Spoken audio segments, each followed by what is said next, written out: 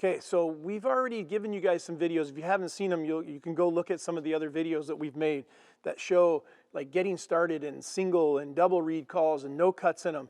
And then we talked about dome style calls, things that help you blow calls. But now let's talk about what really makes truly, in my opinion, some of the best turkey sounds out there. And that is when companies start putting cuts in their calls.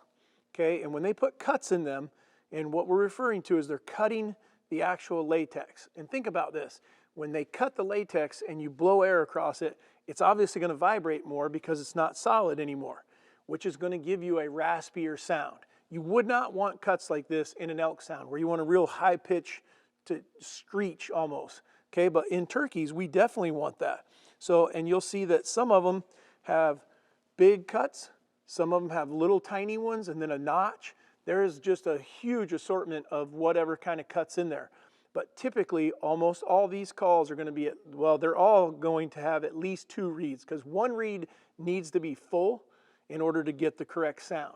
The other one is designed to give you that extra rasp added to it. Most of them are going to be 2 to 3 reeds at a minimum, and they'll sound something like this.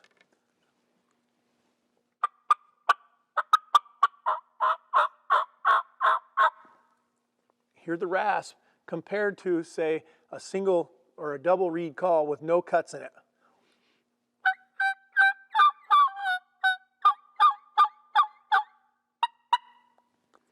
Way, way higher pitched. But it takes almost no air to blow that. For someone to learn the cadence they need to get to, it's absolutely perfect. But when you want to really make the true turkey sounds,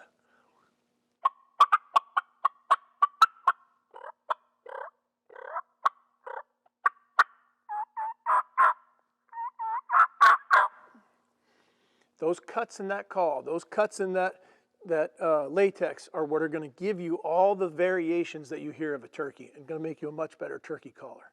So we've given you all of them that we can think of so that you can choose the right mouth call, right diaphragm call for you to buy for turkey season.